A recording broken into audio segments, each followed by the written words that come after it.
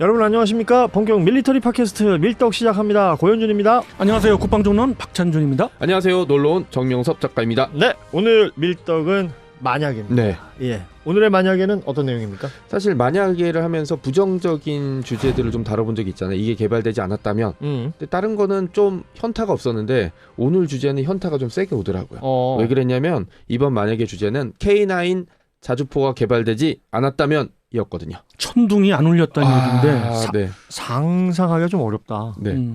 일단 썬더 자주포 K9 아니, 그 전에 네. 진짜로 개발이 안 됐을 수도 있는 가능성이 있었던 거예요?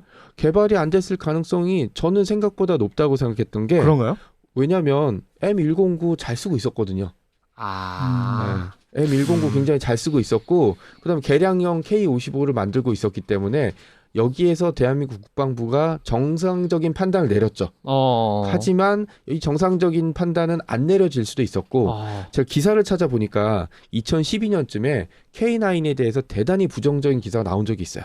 뭐냐면 이거 만들면 수출 엄청 잘한다고 했는데 지금 터키만 잠깐 나가고 뭐 아무데도 안 되고 이렇게 돼서 원래 이 자주포를 개발할 때 말이야 해외 수출이 잘 될 거라고 했는데 왜 안 되는 거냐? 이거 자주포 개발 실패한 거 아니냐? 라는 식의 얘기들이 적진 않았거든요. K9 개발 당시에 그 개발 필요성은 정말 있었어요. 그렇죠. 그거는 조금 다른 이야기인데 왜냐하면 그 북한은 전군이 어찌됐든 뭐 포탑이 없습니다만 자주화가 그렇죠. 되어 있었고 네. 대한민국은 견인포가 거의 대부분이었고 맞습니다. 뭐 3분의 1 정도만 M109의 개량형 버전인 K55가 있었던 거예요. 그나마 그 K55의 사거리도 24km에 불과했기 때문에 여러 가지로 부족했죠. 그렇죠. 네. 그러니까 K9의 개발 니즈는 충분했다. 맞습니다. 하지만 개발되지 않았다면 그게 오늘의 만약이다. 맞습니다. 예. 네. 자료들을 보니까 물론 개발이 됐겠죠. 하지만 개발이 안 됐으면 여러 가지 문제가 첫 번째로 가장 중요한 게 북한과의 전력이었잖아요. 그러니까 80년대, 90년대쯤에 들어가서 이제 포병 전력이나 기갑 전력의 확충을 위해서 뭐 K1이 개발되기 시작했고 비슷한 시기에 K9이 개발되기 시작했는데 K9 자주포가 없었다면 K55를 계속 사용해야 됐거든요. 그렇겠죠. 그러면 현재 사정거리라든지 발사 속도라든지 이런 것들이 북한 군 자주포를 압도하지만 완벽하게 압도하는 만족스러울 만한 성과가 나오진 않았을 거다. 그런 방법은 자주포를 다른 나라에서 추가로 도입하든지 아니면 M109의 원판이라고 할 수 있는 K55를 더 도입해야 됐겠죠. 근데 이게 면허 생산이거든요. 라이센스 생산이기 때문에 생산할 때마다 생산 비용의 일정 비율을 로열티를 지급해줘야 돼요. 그런 문제들, 외화 낭비가 되는 거죠. 외화는 외화대로 낭비하고 우리가 필요한 전력을 충분히 구축하지 못하는 악순환이 계속될 수 있다라는 게 첫 번째 문제였고요. 그렇게 생각하니까 이게 진짜 좀 무섭죠. 그러네요. 네. 두 번째, 이 K 방산의 전설이 시작되지 못할 수 있었다. 이게 제일 컸죠. 그러니까 대한민국이 저 기억나는데 이건 좀 웃긴다. 90년대 후반 K 실크로드 생각이 90년대 후반에 제가 첫 번째 항공 에어쇼 갔을 때 그때 사람들이 놀랬던 게 뭐냐면 우리나라에서 프랑스제, 미제 비싼 전투기를 도입을 해? 그러니까 지금으로서는 상상할 수 없는 위상이었죠. 그때 이제 뭐 국력 자체가 달랐으니까. 그러니까요. 예. 라팔이 막 태극기 달고 한글로 라팔이라고 하면 사람 막 그 활주로에서 보고 막 울었거든요. 맞아. 와, 프랑스제 전투기인데 한글이랑 우리가 도입할 수도 있어? 막 이런 느낌이었는데. 그건 나발로 본 사람들도 있었어요. 그렇죠. 그러니까 지금으로 치면은 F-22를 도입한다? 이 정도 위상이었거든요. 그런데 그거를 우리가 직접 만들어서 해외 수출하게 되는 첫 번째 시작. K방산의 가장 좋은 장점은 저는 어필하고 있는 점 지금도 가성비거든요. K9은 진짜 그야말로 베스트셀러죠. 저렴한 가격에 저는 합리적이라는 표현을 쓰고 싶거든요. 합리적인 가격에 뛰어난 성능을 보여주고 있다라는 게 쉽지가 않잖아요. 그게. 이건 홈쇼핑에서 팔아도 되겠는데? 그게 이제 식당에서는 그거잖아요.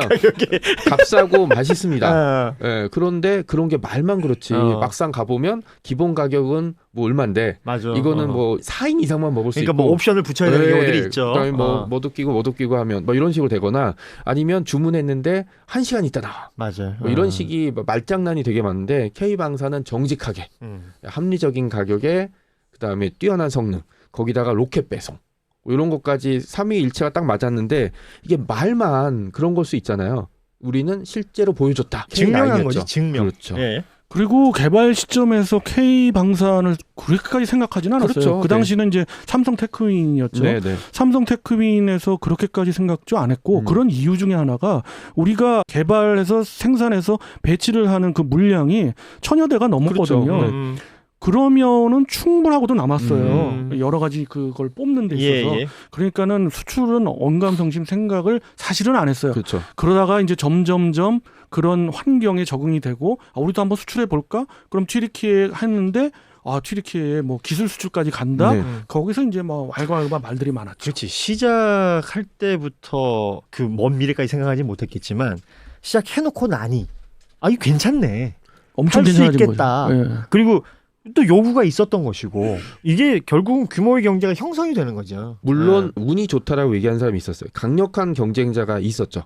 선두주자가 PZH 2000년대쯤에 나오면서 사실 독일제 특히 기갑전력, 자주포 이러면 명품이라서 사람들이 안 될 거야라고 했던 게 있었고 뭐 독일제는 둘째치고 당시 미국이 차기 자주포를 계속 개발한다고 했었거든요. 뭐 크루세이더라고도 불렸던 자주포들. 근데 PZH는 독일 군축에 의해서 가격이 너무 비싸졌어요. 맞아요. 네, 그 다음에 미군 자주포는 계속 신형 자주포 개발이 취소되고 있었어요. 그러니까 말만 있었던 그렇죠. 거지. 예. 그런데 우리는 그 틈새를 뚫고 들어가서 어떤 사람은 그냥 운이 좋았다라고 하지만 제가 해보니까 운이 누구한테 오느냐? 노력하는 사람한테 맞아. 와요. 해야 돼. 준비된 자한테만 그렇죠. 오죠. 우리는 그 충분한 준비를 하고 있었고 그게 2000년대 이후에 대박이 터져버린 거죠. 그렇지. 서구 자주포 시장의 베스트셀러. 대박이라는 표현 딱 맞네. 네. 예. 그러니까 준비돼서 운빨이 딱 맞아 떨어지면서 확 퍼져나가서 그러니까 뭐든 베스트셀러가 되려면 그래야 돼요. 그렇죠. 열심히 준비하고 노력한 다음에 최선을 다해 준비하고 거기에 운이 탁 그렇죠. 붙는 거지. 근데 K9이 거기에 딱 교과서적으로 들이맞으면서 그리고 이게 장점이 뭐냐면 우리나라가 덥고 춥고 이런 거로선 극과 극이잖아요.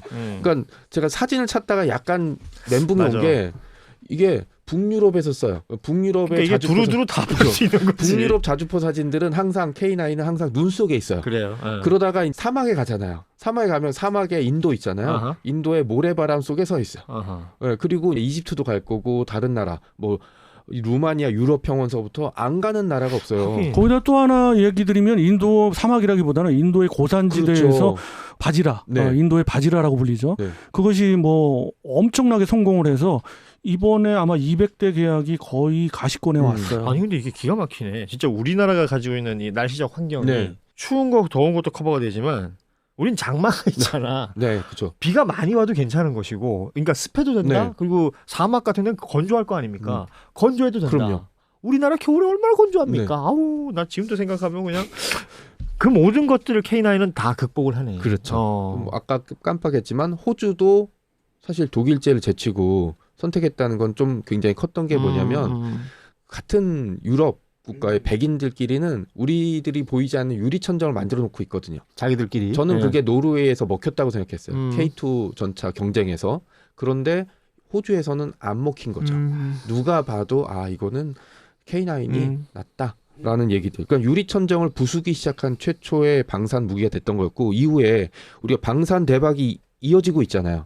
뭐 T-50도 미국 해군기 사업이 어떻게 될지 모르겠지만 계속 수출되고 있고 폴란드에서 대박이 터졌을 때 그런 기반들 K9이 다져놨던 기반들이 없었으면은 그렇지. 선택을 네. 못했을 거다. 앞으로 그리고 저는 이게 대한민국 K 방산 수출의 시작점이라고 보고 있거든요. 예. 그러니까 그런 지점에 있어서는 만약 K9이 없었으면 이런 시작점이 상당히 뒤로 미뤄졌거나 아예 없었다. 라고도 볼 수 있는 그런 시작이죠. 네. 뭐 없었으면 만약에 없었다면이라는 만약이지만 뭐 상상하기 힘들지만 그러니까 없을 수가 없었던 조건들을 계속 얘기해 주시는 것 같아. 예. 네. 90년대로 한번 돌아가 볼게요. 이게 처음에 자주포를 개발했을 때 아까 얘기했던 것처럼 대한민국 전력 포병 전력에서 K9이 없다.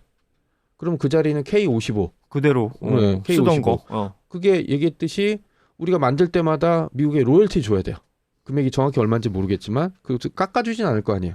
그 다음에 아무리 K55를 개량을 많이 하고 이게 뭐 한다 그래도 원판인 M109를 뛰어넘을 수는 없거든요. 그러니까 미국이 지금 가지고 있는 미국이 계속 신형 자주포 얘기를 하고 있지만 왔다 갔다 하고 있는 건 뭐냐면 신형 자주포가 필요한데 미국은 공군력으로 상당 부분 그걸 해결하거든요. 미국은 그 농담처럼 딴 나라가 위기에 처하면 막 어떻게 할 거야 막 하는데 미국은 간단히 공군 이러면 이제 공군 날라오는데 다른 나라는 야 공군 이러면 바빠서 못 가. 이런 경우가 굉장히 많고 특히 우리나라도 그럴 가능성이 배제할 수 없잖아요. 그렇게 될 때 공군은 주로 휴가 나가 있지. 대한민국 보병의 가장 든든한 친구 누구겠습니까? 포병이죠. 네, 그래서 자주국방을 완성시켰고 1980년대에서 90년대 사이가 제 자료들을 보니까 대한민국 군이 북한군의 전력을 완벽하게 압도하기 시작했던 시기였거든요. 그때 개발됐던 무기들이 K1, K9, 그다음에 잠수함 사업 시작했고 그다음에 신형 KDX 사업도 이때부터 이제 막 성과를 내기 시작했잖아요. 그러니까 대한민국이 주체적으로 만들었던 무기들을 앞세워서 북한군을 압도하기 시작했고 여기에서 더 이상 재래식으로는 경쟁이 안 된다고 생각했던 북한이 결국은 핵무기로 넘어갔던 시기였거든요. 그리고 K-55를 사용할 수밖에 없었던 이유가 숫자가 이미 그때 한 1000대 정도 도입을 했었고요. 1180대. 그렇죠. 네. 다른 저도 1180대 자료를 보긴 했는데 이게 긴가민가 해서 말씀 못 드렸는데 맞습니다. 그건 정확합니다. 1180 진짜 웃겨. 그러니까 이 자주포를 이미 1000대 넘게 면허 생산하고 있는데 뭐 독일제라든지 다른 나라 자주포를 들여올 수도 없었고요. 그리고 들여올 만한 자주포가 너무 비싸요.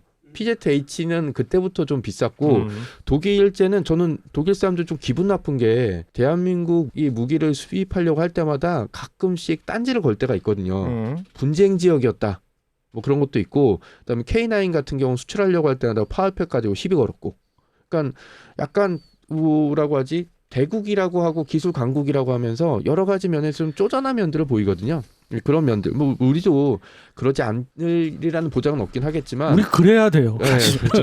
그렇지 하지만 좀 기분 나빠하는 측면이 좀 많이 있어서 아마 K9 자주포를 자체적으로 개발하기로 했던 이유 중에 하나는 저는 그런 것도 기술 자주 그다음에 자주 국방을 위한 첫 번째 단계. 그러니까 이게 아무리 해도 M109를 뛰어넘을 수 없고 미국의 M109를 더 이상 개량형이 계속 나오고 있지만 원판에서 크게 벗어날 수는 없잖아요. 그 포신을 길게 구경장을 늘리거나 자동 장전 장치를 도입하지 않는 이상. 저는 이제 이게 개발되지 않았다면이라는 제목을 조금 바꾸고 싶은 게 개발 실패했다면 더 맞는 것 같아요. 그래서 생각해 보니까 개발 실패가 됐다면 M109를 개량하는 거는 더 이상 무리고 그렇죠. 그래서 그런 또 기술도 없고 그래서 미국의 팔라딘 자주포를 도입했을 거다. 그 도입 수량은 뭐 말도 못하게 작았을 거다. 그러면 대한민국 그 포방부라고 알려진 그 대규모의 물량을 다 소화하지 못하면서 대한민국 포병은 자주화가 반밖에 안 되는 그런 상황이 되었을 것이다. 지금이랑 비교해 보면 상상하기 힘든 엄청난 차이죠. 그렇죠. 예. 결론이 났을 수도 있겠다. 근데 이게 필연적으로 그렇게 흘러갈 수밖에 없었던 이유 중에 그렇게 저는 굉장히 그걸 믿고 네네. 있는데 그거 중에 하나는 서울 불바다 얘기가 그때 그렇지, 나왔거든요. 그렇지. 거기에 이제 240mm 그 방사포, 예. 우리로 말하면 다연장 그 다련장 포병 시스템으로 하겠다는 얘기인데 북한이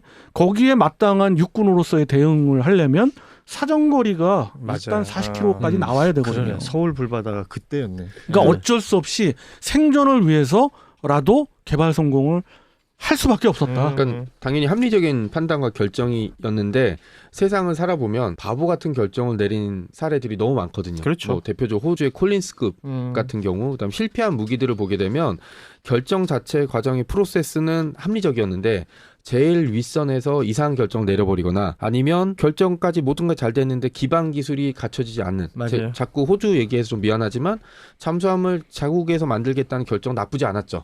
근데 그 기술이 못 따라줬어. 맞아. 네. 그러면서 물새 물새는 싸는 거? 잠수함이 나와버린 거예요. 국방부 장관이 빡쳐갖고 이 나라는 카노도 제대로 못 만든다고 했다가 이제 목이 날라갔거든요. 네, 시위를 그러니까 하는 바람에. 전 세계의 방위 산업에 있어서는 당연히 부정부패가 따르고 그렇죠. 여러 가지 방산 비리가 있잖아요. 만약에 정말 개발 실패하고 방산 비리가 계속 우리가 좀 다른 나라하고 같이 이렇게 심했다면은 K9은 볼 수가 없었죠 우리가. 그리고 제 시기를 조사하다 보니까 한 가지 이게 발목이 잡힐 뻔한 사건들이 있었어요. 이게 80년대 후반부터 개발 시작해서 한 10년 정도 걸렸잖아요. 90년대 후반에 대한민국에 뭐가 있었어요? IMF.